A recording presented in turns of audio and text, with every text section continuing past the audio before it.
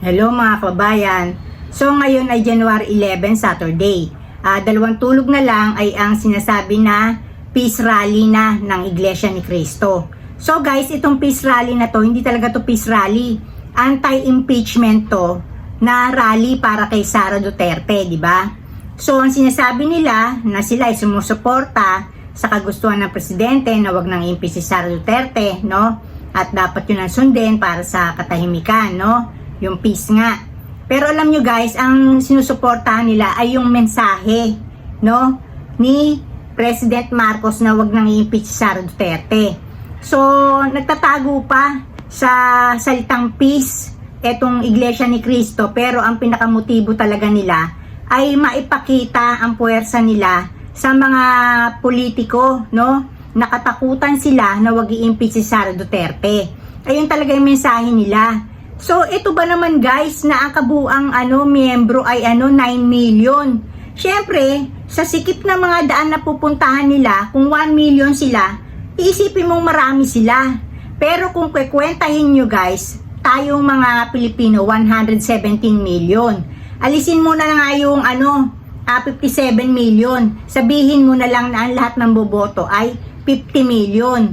So, alisin mo yung Iglesia ni Cristo na 9 million, may 41 million ka pang botante, na kahit na walang isang pirasong Iglesia ni Cristo bumoto sa mga politiko na to, na ewan ko kung saan nanggagaling yung takot nila sa Iglesia ni Cristo, hindi siguro nagko-compute. Kung matino sila, may 41 million pa na pwedeng magpanalo sa kanila kahit na walang isang pirasong Iglesia ni Cristo na bumoto sa kanila. So itong Iglesia ni Cristo, naturingan simbahan, pero nangungunsinte sa katiwalian. Kasi para sabihin mo, no, halimbawa man, ang sabi ngayon nila, ang gusto nila ay magkaayos ang Marcos at ang Duterte. Ang ibig mong sabihin, para magkaayos yan, hindi na nga i-impeach si Sara, di ba? Paano malalaman ng taong bayan kung saan napunta yung 612 million na confidential funds ni Sara Duterte? Di ba? Binigyan tayo ng mga fictitious names. Mary Grace Piatos, Cocoy Villamin, na pareho yung pangalan, magkaiba yung pirma. Diba? Anong katiwalian yan? Ano ba ang mahihita na Iglesia ni Cristo? Kung halimbawang maisasalba nila si Sara Duterte, bakit eager silang isalba si Sara Duterte? Yun ang nakapagtataka eh. Samantalang ang tamang gawin, no, para rin madepensa ni Sara ang sarili niya na hindi siya mapagbintang mandarambong, no, na talagang dapat siyang kung mapapatunayan naman, dapat din siyang makulong kagaya ni Napoles, no? Yung si Napoles nga ang alam nyo kasi guys, ang threshold, no, para makasuhan ka ng plunder na may kulong, no, na habang buhay, 50 million lang. Ibig sabihin 50 million lang ninakaw mo sa kaban ng bayan ng ating gobyerno ng bansa natin. Pero etong si Sara, 612 million ang tinatanong sa kanya, 12 times nung 50 million na threshold. Tapos ayaw ng mga Iglesia ni Cristo na ipa-impeach. Dapat nga payagan nila Dahil dito, pagka nilitis si Sara Duterte, no, at magkaroon talaga ng impeachment, no, dito niya iprepresenta at isusupalpal sa pagmumukha natin mga Pilipino kung sakaling hindi talaga siya tiwali. Dito mapapatunayan ni Sara na halimbawa, mali ang binibintang sa kanya. Malilinis nga ni Sara yung pangalan niya pagka in-impeach siya. Pero ano ang takot ng mga Iglesia ni Cristo na i-impeach si Sara? Dahil sila mismo naniniwala na mandarambong si Sara. Kasi kung hindi sila naniniwalang mandarambong si Sara, wala lang sa kanila yan Sige, ipakita mo sa kanila, Sara, itsupalpal mo sa pagmumukha nila yung mga ebidensya mo. Diba? Ganun ang pag matapang ka, diba, haharap ka.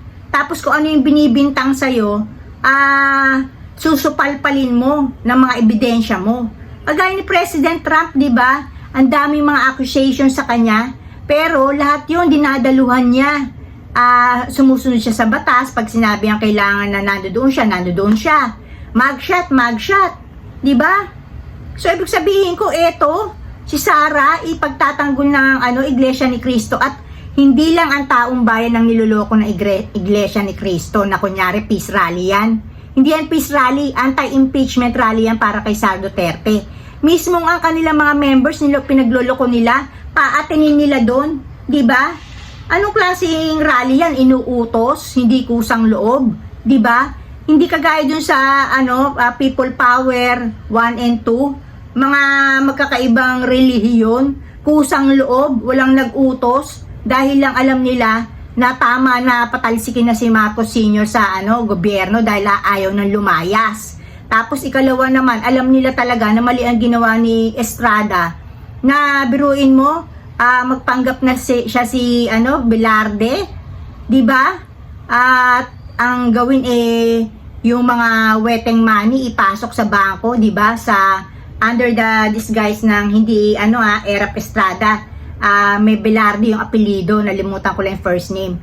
So, ibig sabihin ko, mga kusang loob yun. Ito, inutos na Iglesia ni Cristo sa kanilang mga miyembro, na ang sasabihin nila, ang paliwanag nila, ayaw nila sa kapayapaan. Kasi itong mga miyembro na Iglesia ni Cristo, talagang antiwala nila dun sa kanilang pamunuan, ganun na lang. So, hindi ko iaalis sa kanila yun, kung ayun talaga yung gusto nila, nasundin talaga nila yung pamunuan nila. Pero ang burden, nasa pamahalaan ng Iglesia ni Cristo, dahil alam mo namang susunod lahat ng miyembro mo sa mga kumpas nyo, sa mga utos nyo. Ang tanong, tama ba na yung utos na pumunta sa rally na yon, kunyari peace rally, pero ang alam nyo naman ang motibo nyo para ipakita sa sa mga politiko to. Ang gusto na, ang pinatatamaan talaga ng Iglesia ni Cristo, mga politiko, na subukan nyo ipa-impeach Sara, ang dami namin, 'di ba? So tayong mga nakakaalam na 9 million lang sila, 50 million ng anbawang botante, 117 million tayo, inalis ko na nga yung 57 million dahil baka hindi pa sila pwedeng bumoto at mga kabataan yon, under age 18, May 50 million, iawas mo yung 9 million kabuuan ng Iglesia ni Cristo, may 41 million kang botante na pagtama ang palakad mo, nagsiservisyo ka ng tapat sa bayan, hindi ka nagnanakaw, talagang ginagampanan mo lang yung tungkulin na public service. Hindi ka ba naman mangilabot, may 41 million ka pa sa sarili mo na matitira para manalo ka. At pagka mabuti ka, at saka talagang ginagampanan mo yung tungkulin mo, maamoy ng taong bayan niya, kagaya ni Vico Soto. Biruin mo si Vico Soto, napakabango. Hindi nga lang pwedeng kumandidatong presidente sa 2028 dahil kulang pa siya sa talagang edad para kumandidatong presidente, kasi at least 40 years old, 'di ba? Ang kakandidatong presidente, hindi pa naman siya 40 sa 2028. Pero alam mo, pagka talagang ikaw mabuting lingkod bayan, talagang ang Diyos na ang magpapabango sa mga tao Kita niyo si Vico Soto, sa tingin ko kahit pa may rape issue na yung dinadrag yung tatay niya si Vic Soto, 'di ba?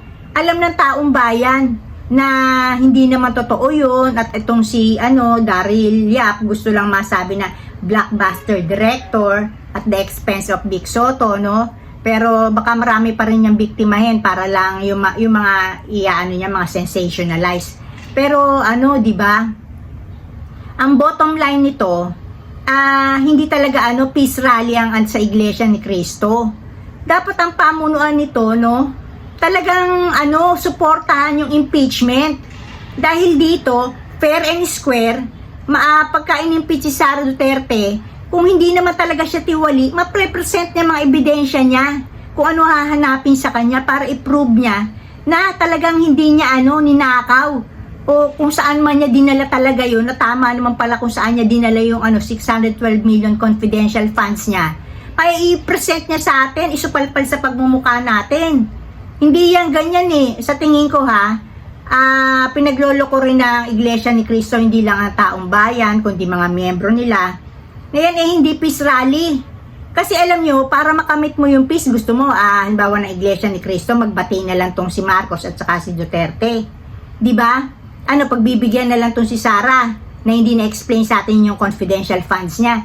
Ang mangyayari, lulutuin na lang ng mga taong bayan kasi magkabati na sila Wala nang check and balance. Parang pareho na nilang gagahasain, ang kaban ng bayan. Parang, sige ito yung sa'yo, ito yung sa akin. Diba? Mabuti nga magkagalit yan Kasi at least, mga baho ng isa't isa, ikakatyang nila sa taong bayan.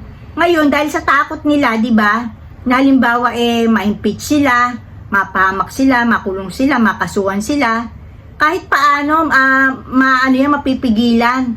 Pero kung magkabati yan, dalawa na yan, na sa tingin ko naman, parehong mandarambong yan, may side din naman si Marcos na hindi naman din talaga siya yung walang ninakaw. Kahit paano naman, dahil lumawak din naman ng palayok si Marcos, meron din yan. Sinungaling na lang ang magsasabing hindi na ulingan o hindi rin naman nagkapera si Marcos dito sa pamahalaan natin, di ba? Mali yun.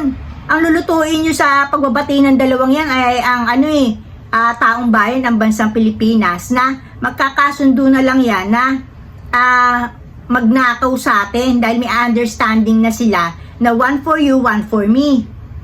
So, ayun lang guys, pinagloloko tayo ng Iglesia ni Cristo na to, na kunyari peace rally, di ba? Reconciliation. Kay peace rally yan, kay reconciliation yan, mali yan.